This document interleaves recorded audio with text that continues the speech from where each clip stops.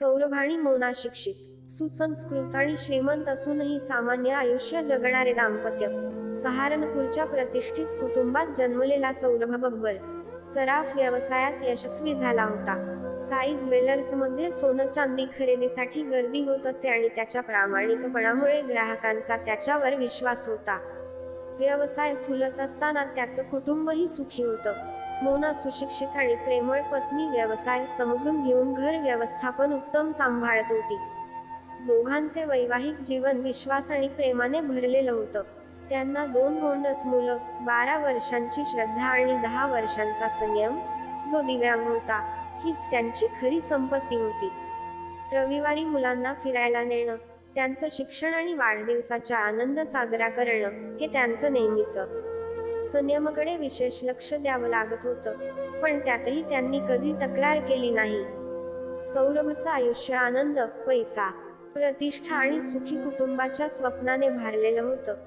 मात्र हे स्वप्न क्षणभंगूर ठरेल हे त्याला माहीत नव्हतं.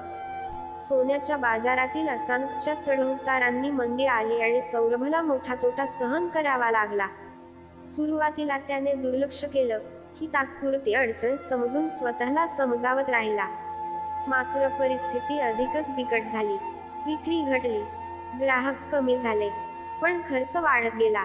व्यवसाय वाढवण्यासाठी घेतलेलं बँक आणि खासगी सावकारांचं कर्ज फेडताना त्याचं उत्पन्न कमी होत गेलं आणि कर्जाचा डोंगर वाढत गेला.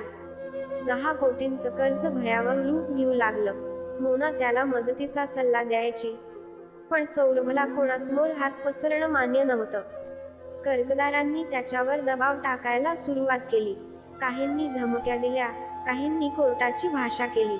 एकदा एका सावकाराने दुकानातच मोठ्या आवाजात धमकी दिली. त्या दिवशी सौरभला पहिल्यांदा मोनाने रडताना पाहिलं. "मी प्रयत्न करतो, पण काहीच जमत नाही," असं तो ढसाढसा रडत म्हणाला. मोना धीर देत म्हणाली, "काहीतरी मार्ग निघेल. आपण एकत्र आहोत." पण काहीच दिवसांत सौरभ पूर्णपणे कोलमडला. त्याच्या मनात वेगळेच विचार येऊ लागले. मरण हाच एकमेव पर्याय वाटू लागला. शनिवारी सौरभने दोन्ही मुलांना सासरी सोडलं. महत्वाच्या कामासाठी जातोय, उद्या परत येतो, असं सांगत मुलांचा निरोप घेतला. मुलांना मिठी मारताना डोळ्यात पाणी आलं. मोनाला कळून चुकलं की ही अखेरची भेट आहे. रात्री दोघं मोटारसायकलवरून हरिद्वारच्या दिशेने निघाले. 16 किलोमीटरचा तो प्रवास शांततेत पार पडला. गंगा नदीच्या पुलावर उभं राहून शेवटचा फोटो घेतला. चेहऱ्यावर कसलीच भीती नव्हती, उलट एक विचित्र शांतता होती. तो फोटो कुटुंबियांना आणि काही मित्रांना पाठवत त्यांनी संदेश दिला, कर्जाच्या दलदलीत फसलो, आता बाहेर पडता येत नाही. मरण्यापूर्वी शेवटचा फोटो सर्वांना शेअर करत आहोत. काही क्षणातच अंधुक चंद्राची सावली नदीच्या पाण्यावर पडली होती. पुलावर फक्त मंद झोत टाकणारे दिवे चालू होते. सौरभच्या मनात विचारांचा कल्लोळ सुरू होता. हे करायला हवं का? हीच एकमेव वाट आहे का? पण मनाने निर्णय घेतला होता. मोनाच्या डोळ्यात अश्रू होते, पण चेहऱ्यावर भीती नव्हती. मोनाने विचारलं, "आपण काही करू शकत नाही का?" सौरभ म्हणाला, "आता वेळ संपली आहे. आपण खूप प्रयत्न केले, पण या कर्जाच्या दडपणातून बाहेर पडता आलं नाही. हेच आपलं भाग्य आहे." त्याने तिचा हात घट्ट धरला. तो हात, ज्याला 15 वर्षांपूर्वी संसाराची स्वप्न पाहून धरलं होतं, आज मृत्यूच्या दिशेने जाण्यासाठी धरला होता. कुटुंबियांना शेवटचा निरोप पाठवत त्यांनी एक फोटो, एक संदेश पाठवला आणि त्यानंतर फक्त शांतता. "बस, आता वेळ झाली." सौरभने हलकेच पुटपुटत मोनाकडे पाहिलं. मोना काही क्षण थांबली. तिला मुलं आठवली, श्रद्धा आणि संयम, त्यांचे हसरे चेहरे, त्यांच्या डोळ्यातला विश्वास. "आई बाबा नेहमी सोबत असतील, नाही का?" त्यांचे शब्द आठवताच ती काही क्षण निश्चल उभी राहिली. हृदय वेदनेने तडफडत होतं, पण निश्वास घेत तिने डोळे मिटले. सौरभने तिच्या डोळ्यात पाहिलं. "तयार आहेस?" ती हलकेच हसली आणि म्हणाली, "हो, एकत्र आलो होतो, एकत्रच जाऊया." त्यांनी एकमेकांच्या हातात हात घेतला. पुलाच्या कठड्यावर चढले. समोर अथांग गंगा पसरलेली, खोल, अंधुक आणि भयानक असलेली. क्षणभर स्तब्ध राहून विचारांचं वादळ मनात घोळवत त्यांनी स्वतःला त्या अंधाऱ्या पाण्यात झोकून दिलं. थंडगार पाण्याने शरीराला झटका दिला. क्षणभर तो कापला, पण नंतर शरीर गुरुत्वाकर्षणाने खाली जाऊ लागलं. सौरभला जाणवलं की त्याच्या फुफ्फुसात पाणी भरत चाललंय.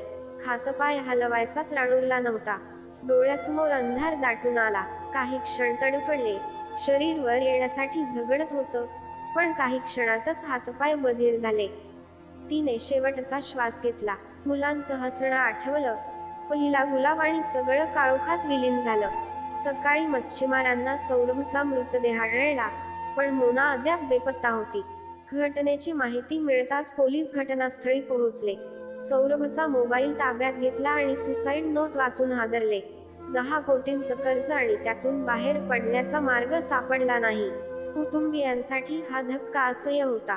आई वडील आणि लहान भाऊ घटनास्थळी पोहोचले आणि सौरभच्या मृतदेहावर कोसळले. आम्ही याला वाचवू शकलो नाही, सौरभच्या भावाने हताशपणे विचारलं. श्रद्धा आणि संयम अजूनही आईबाबांची वाट बघत होते. माझे आईबाबा कुठे आहेत, सगळ्यांना विचारत होते, पण उत्तर कोणाकडेच नव्हतं. पोलीस तपासात धक्कादायक माहिती समोर आली. सौरभच्या कर्जामध्ये काही गुंतवणूकदारांचा सहभाग होता. मोठ्या रकमेची मागणी त्याने केली होती आणि काहींनी त्याच्यावर गुंड पाठवले होते. सौरभचा मृत्यू आत्महत्या होती की जबरदस्तीने त्याला या निर्णयापर्यंत आणलं गेलं, हा प्रश्न अनुत्तरित राहिला. मात्र मोना अजूनही बेपत्ता होती. तिच्या शोधासाठी गंगा नदीत बचाव कार्य सुरू होतं. सौरभ आणि मोनाची कहाणी ही केवळ आर्थिक संकटाची नव्हती, तर समाजाच्या निष्काळजीपणाचीही होती. लोकांनी फक्त पैसे मागितले, पण कोणी मदतीचा हात दिला नाही. 2 निरागस मुलांचं भविष्य आता अनिश्चित होतं. श्रद्धा आणि संयम पोरके झाले. हा केवळ एक मृत्यू नव्हता, तर कर्जाच्या ओझ्याने उद्ध्वस्त झालेल्या एका संसाराची शोकांतिका होती. सौरभ आणि मोनाच्या मृत्यूनंतर अनेकांनी सहानुभूती दर्शवली, पण ती सहानुभूती त्यांना जिवंत असताना मिळाली असती तर. मृत्यू हाच उपाय नव्हता, पण त्या अंधारात त्यांना दुसरा मार्गच दिसला नाही. या घटनेतून आपण काय शिकावं? कोणतीही अडचण कायमस्वरूपी नसते. आर्थिक संकटे येतात आणि जातात, पण त्यातून बाहेर पडण्यासाठी योग्य मार्ग शोधणं गरजेचं आहे. मदतीसाठी कौटुंबिक सदस्य, मित्र किंवा आर्थिक सल्लागार यांच्याशी चर्चा करायला हवी. आई वडिलांच्या आत्महत्येमुळे श्रद्धा आणि संयम अनाथ झाले. आत्महत्येने समस्या सुटत नाही, उलट त्याचे परिणाम पुढच्या पिढीवरही होतात. जर आपण किंवा आपला कोणीही प्रियजन मानसिक तणावाखाली असेल, तर त्याच्याशी बोलण्याचा, त्याला मदतीचा हात देण्याचा प्रयत्न करूया. आयुष्य कधीही संपू नये, कारण प्रत्येक अंधाराच्या शेवटी नक्कीच प्रकाश असतो.